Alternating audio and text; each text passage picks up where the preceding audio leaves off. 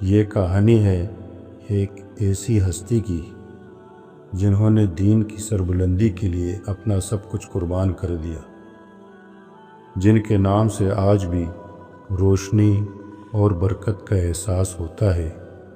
یہ داستان ہے حضرت عبداللہ شاہ غازی رحمۃ اللہ علیہ کی، جن کا مزار کراچی کی سرزمین پر روحانی مرکز کی حیثیت رکھتا ہے۔ دوستو، ویڈیو کو شروع سے آخر تک لازمی دیکھیں اور میری سپورٹ کے لیے چینل کو ضرور سبسکرائب کریں۔ حضرت عبداللہ شاہ غازی رحمۃ اللہ علیہ کا تعلق نبی کریم صلی اللہ علیہ وسلم کے خاندان سے تھا۔ آپ حضرت امام حسن رضی اللہ تعالیٰ عنہ کی نسل سے تھے اور ایک باوقار، نیک سیرت اور شجاع شخصیت کے مالک تھے۔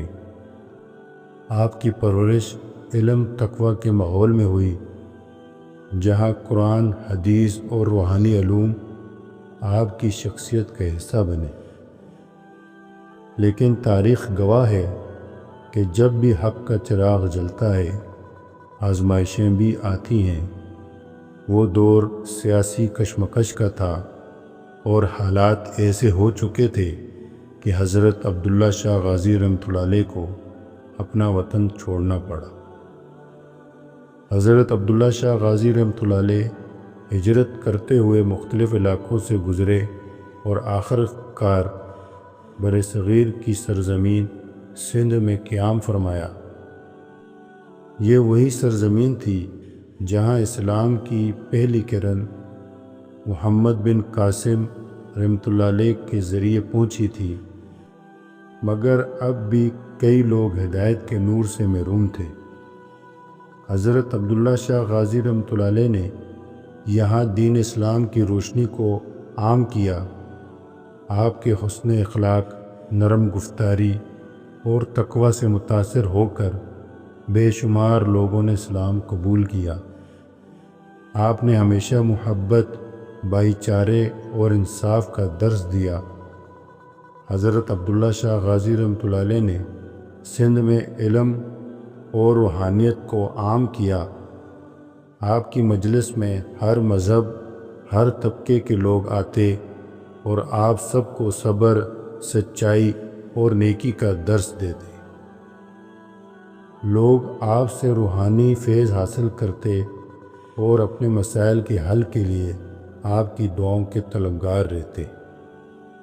کہتے ہیں کہ آپ کی دعاؤں سے کئی بیمار صحتیاب ہو جاتے، پریشان حال لوگوں کو راستہ مل جاتا اور مشکل وقت میں لوگ سکون پاتے۔ یہ سب آپ کی اللہ سے گہری وابستگی کا نتیجہ تھا۔ مگر حق کے راستے میں ہمیشہ آزمائشیں آتی ہیں۔ حضرت عبداللہ شاہ غازی رحمۃ اللہ علیہ کی مقبولیت کچھ لوگوں کو ناگوار گزری۔ وہ نہیں چاہتے تھے کہ لوگوں کو سچ کی روشنی ملے، چنانچہ آپ کے خلاف سازشیں کی گئیں، اور پھر وہ دن آ پہنچا جب آپ کو شہید کر دیا گیا۔ کچھ روایات کے مطابق آپ کو زہر دیا گیا، تو کچھ کہتے ہیں کہ دشمنوں نے حملہ کر کے آپ کو شہید کیا۔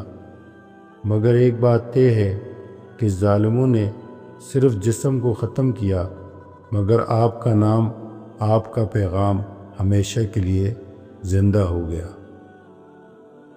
آج بھی حضرت عبداللہ شاہ غازی رحمۃ اللہ علیہ کا مزار کراچی کی بلند پہاڑی پر قائم ہے۔